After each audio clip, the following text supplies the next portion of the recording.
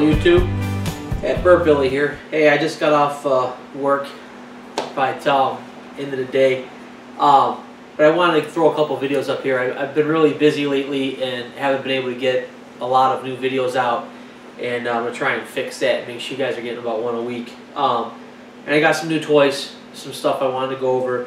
One of the things I picked up was these rigid power inverters. You get them at Home Depot. This is the RD97100 97100. It's basically, it's a 100 amp 100 watt inverter for a car. It plugs into your cigarette lighter. I'm sitting there thinking there's no way it's 100 amp.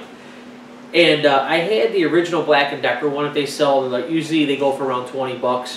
One of the things I didn't like about it was just basically the inverter, and then it had the cigarette lighter mechanism that like flipped out of it. So when I'm riding in my truck, this thing's, if you can picture, it's just kind of hanging here with plugged into my cigarette lighter on my dash.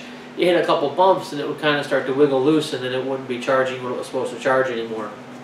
So I was just living with it because I bought it. Well, I was on a job and I wanted to charge up one of my batteries through my charger without even thinking. I thought, oh, it'll cover it, and I didn't read how many amps it was pulling.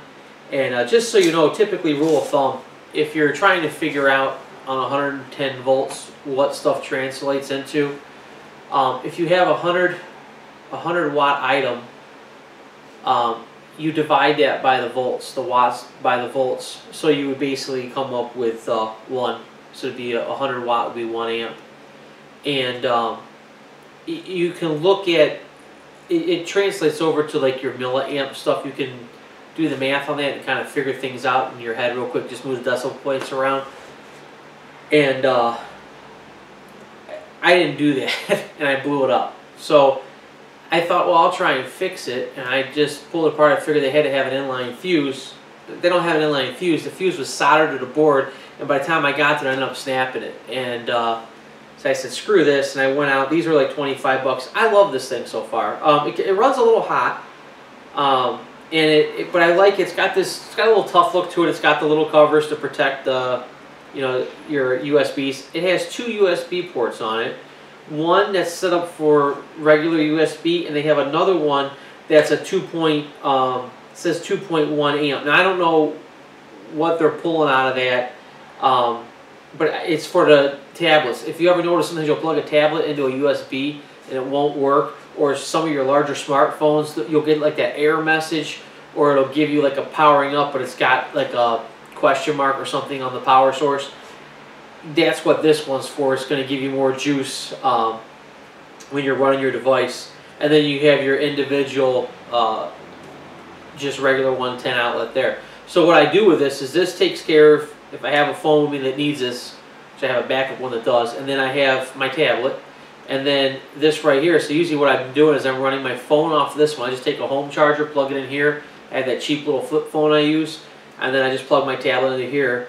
Like I said, I've noticed it gets a little hot when it's running, but it's got a fan in there that kicks on. But I like it, and I'll show you one of the reasons I do. It comes with this cord right here. So what you do is plug this in.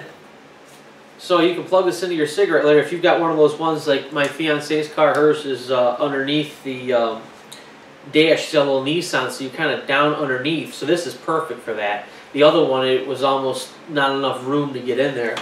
And then you just plug in your USBs on this end,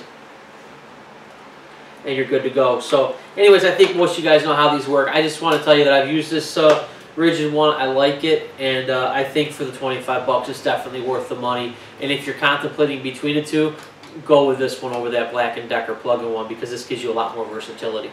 All right, guys. Thanks. Have a great day.